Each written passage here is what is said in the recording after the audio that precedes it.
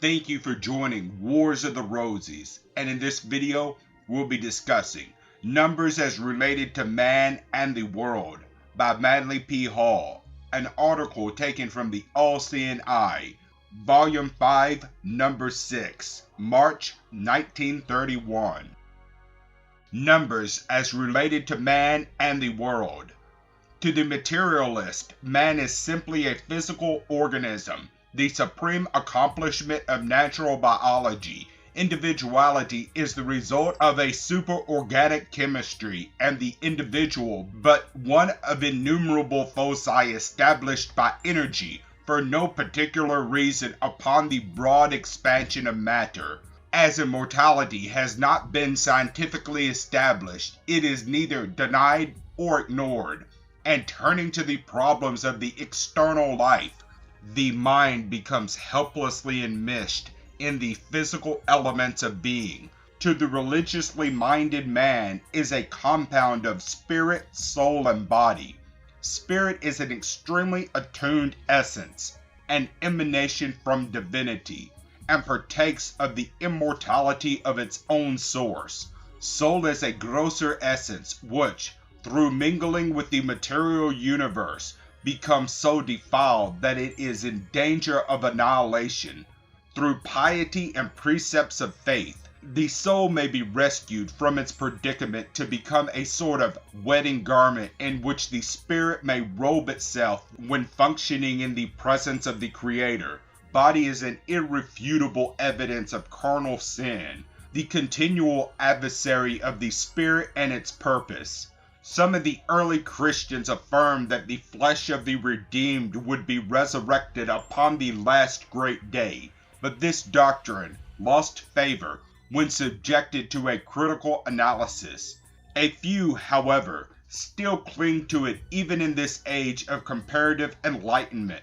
To the philosopher, man is a microcosm, that is, a miniature universe in which are mirrored the structure and activities of the entire sidereal system, working from the premise that a knowledge of the universe is necessary to the understanding of man, and, conversely, that a knowledge of man is necessary to the understanding of the universe. The enlightened of all ages have recognized in the human constitution a textbook setting forth in simple and direct form the whole drama of existence.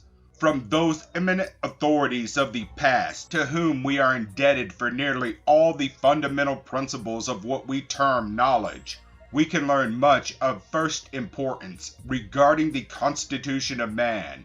India, China, Persia, Egypt, and Greece are of one accord in their secret doctrine. It is impossible in a brief article to examine critically their profound and complicated systems.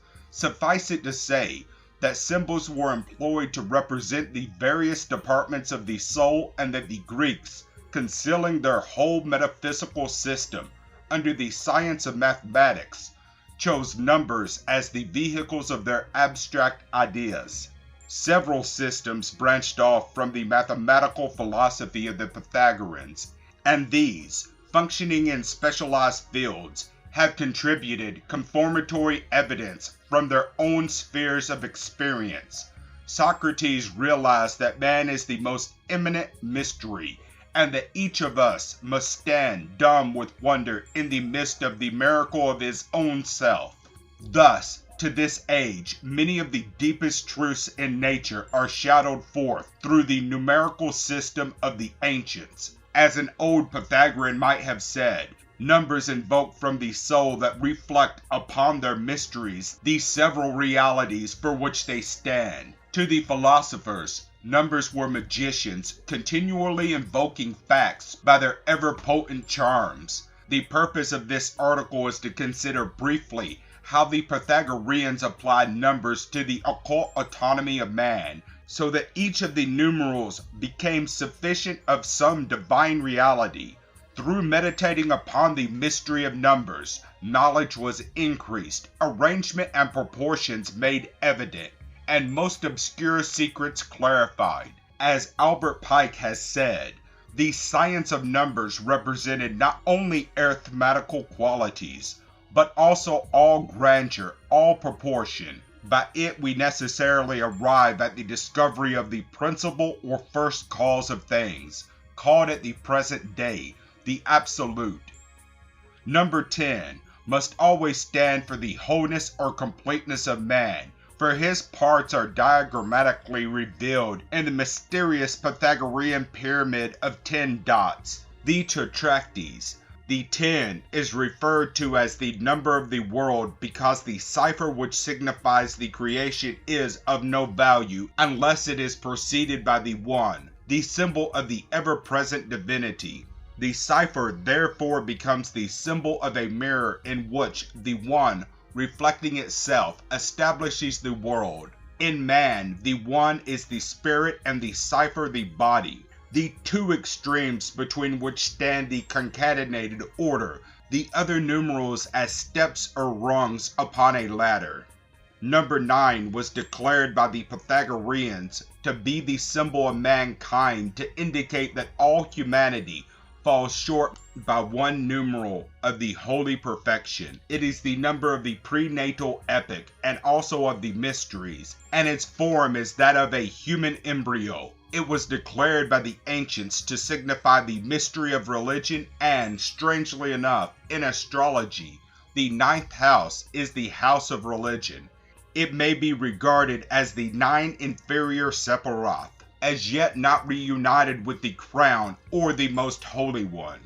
Number 8 was called by the Pythagoreans the little holy number and referred to as the number of the wise men. The 8 is the soul of the 7 and is, therefore, the number of the personality, which is a chemical compound created by the blending of the 7 planetary impulses. It is the 8th god above the 8th world below.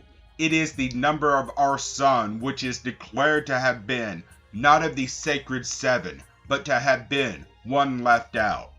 Number 7 is one of the most significant. It stands for the builders, or, more correctly, for the wholeness of that power of which the builders are the fractional parts. The builders are technically 6 parts of the 7, the remaining 1 or unity being that by which all are bound together. Hence the mystery of the 7th day, in which no creative work was accomplished, but which was the rest after labor.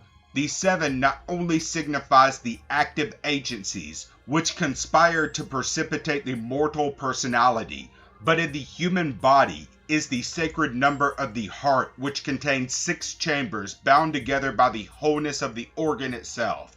Number 6 reminds the student that the Elohim or builders are seated in the 6 directions of space, as described in the Sefer Yetzirah, and that the 7th or the Holy One was throned in their midst.